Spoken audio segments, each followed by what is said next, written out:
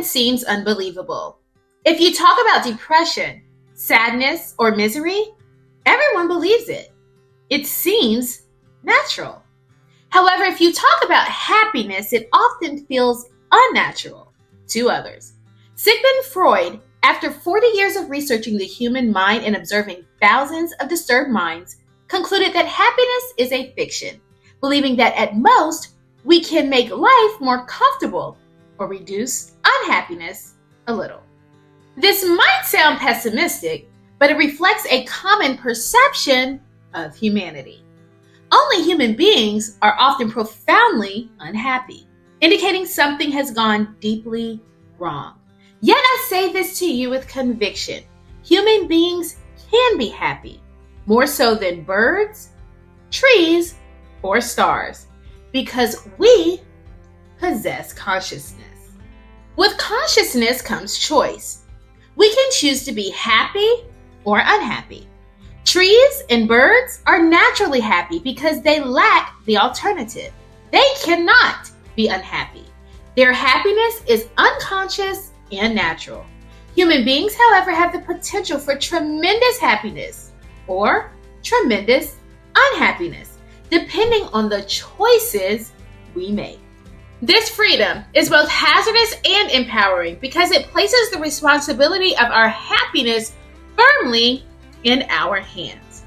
On one side, this empowerment is exhilarating because it means we have the power to shape our own joy and fulfillment.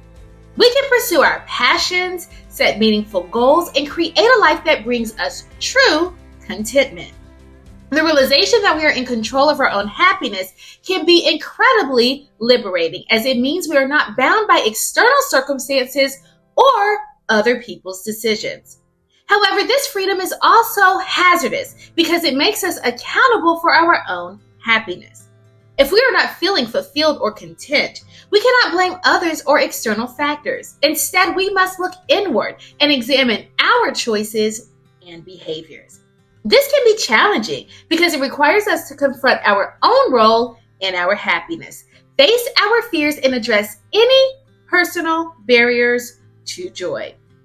Navigating this balance between empowerment and responsibility demands self-awareness and courage. It requires us to honestly assess our actions, adapt to new insights, and remain resilient in the face of obstacles. This journey of self-discovery is essential for achieving long-lasting happiness. Embracing this freedom means understanding that while we cannot control everything that happens to us, we can control our responses and attitudes. It's about shifting from a mindset of waiting for happiness to a proactive approach where we take charge of creating it. Every choice we make influences our happiness. And by taking ownership of our well-being, we unlock the potential for a deeply fulfilling life. This is the true essence of freedom. Recognizing that our happiness is in our hands and having the courage to shape it with intention and purpose. I had the most profound experience with this while I was incarcerated. Regardless of your stance on the criminal justice system, losing your freedom is undeniably one of the worst experiences a person can endure. Yet, there I was, along with 600 other women, locked within a federal prison camp.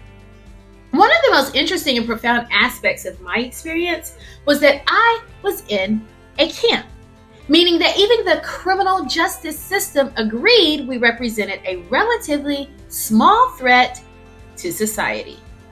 This made me question, why were we incarcerated in the first place? But I digress.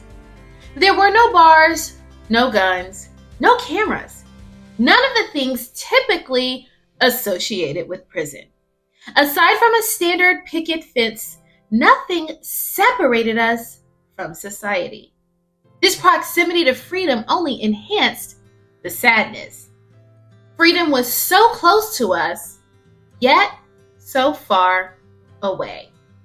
It's one thing to be unable to see freedom physically. It's another to see it, but know you can't assess it.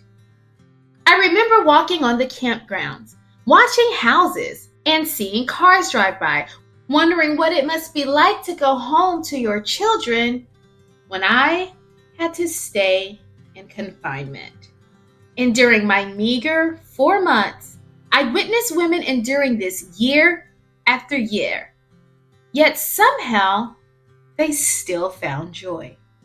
I was fascinated by how these women would crochet and create artistic crafts for their children, or take pride in buying items from the commissary and creating fancy meals for one another. I promise you, prison cheesecake can rival any New York cheesecake. My personal favorite was the prison sushi. My bunkie, which is also known as a prison roommate, used to make.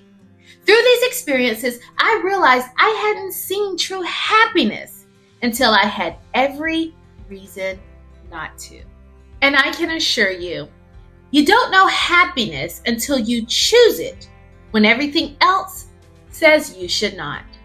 Choosing happiness in such a setting required immense courage and determination.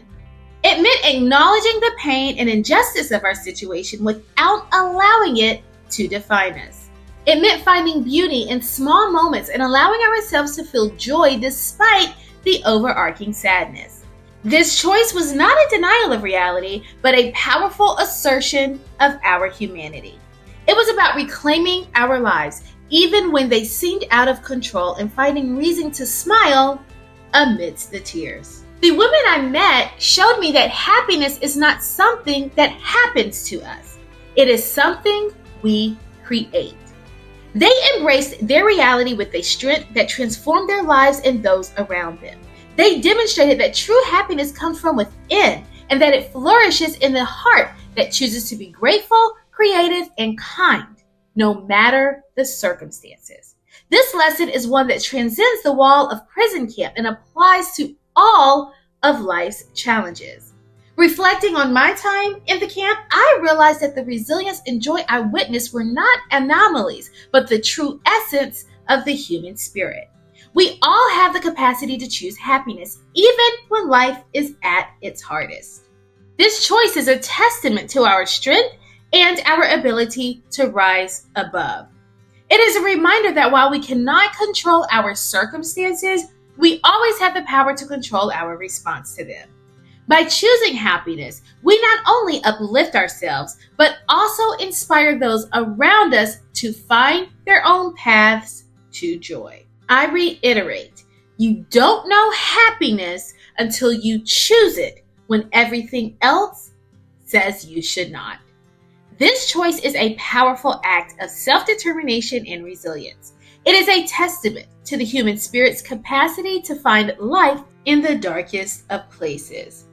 The lessons I learned from the women in the prison camp will stay with me forever, reminding me that happiness is a choice we make every day, no matter the circumstances.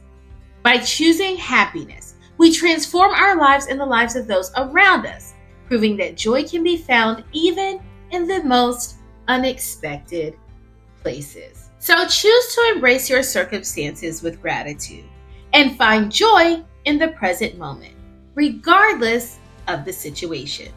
Seek out and create small moments of happiness daily, from simple pleasures to meaningful connections. Make a deliberate choice each day to focus on what uplifts you and prioritizes joy. Remember, the power to find happiness lies within you, just waiting to be embraced. Now go find happy. Peace and blessings, Dr. O.